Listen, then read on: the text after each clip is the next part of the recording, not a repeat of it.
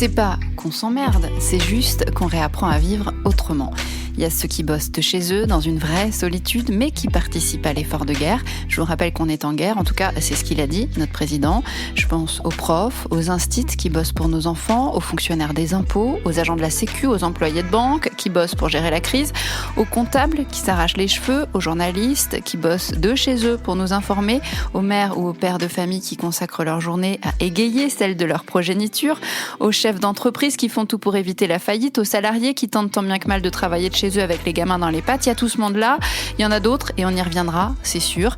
Il y a aussi tous ceux qui vont bosser parce qu'ils n'ont pas le choix et ils sont bien dégoûtés, ceux-là, et on les comprend et on y reviendra aussi parce que ça mérite. Et puis il y a ceux qui ont tout arrêté et qui sont juste confinés. Et là, donc, c'est pas qu'on s'emmerde, c'est juste qu'on réapprend à vivre autrement. Quelque part, c'est con à dire en ce moment, mais quelque part, on a tombé les masques. Le temps, ce temps qu'on n'a jamais eu, maintenant on l'a. Difficile de se cacher derrière un « j'ai même pas eu le temps de faire ça, t'imagines ?»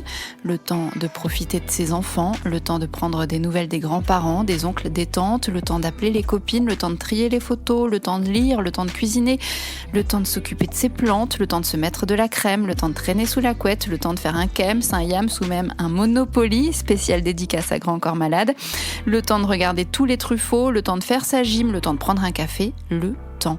Ce temps, on l'a. Nous, on l'a. On est tranquille, chez nous, confinés, mais tranquille.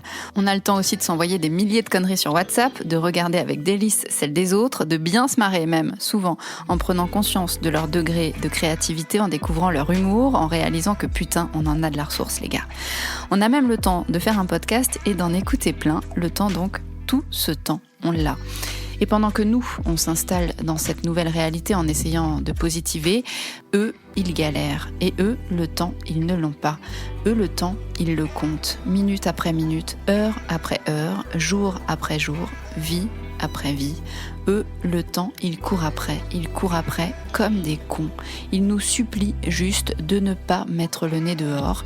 Ils n'ont même pas le temps de nous envier ou de se dire qu'ils se poseraient bien devant un film à 15h en mode confinement. Non, eux, ils luttent. C'est un autre décor, une autre dimension, un truc qu'on peut pas imaginer et qu'on n'a pas envie de voir de près.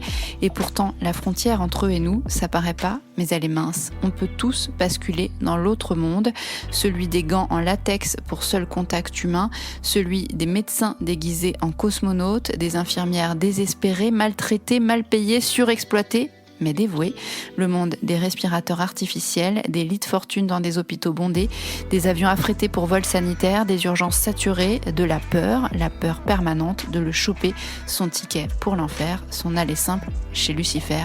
Ce monde où les masques, le savon, le gel hydroalcoolique et le paracétamol sont devenus plus précieux que l'or, le pétrole ou le charbon.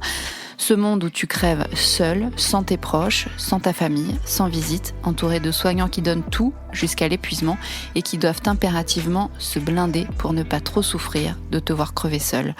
Ce monde où se concentre tout ce que l'humanité peut donner de force, de combativité, d'énergie, d'intelligence et d'amour. Un monde de solidarité, d'abnégation, de lutte pour la vie. Un monde qu'on avait presque oublié, qui nous saute à la gueule là et qu'on est juste tous priés de respecter.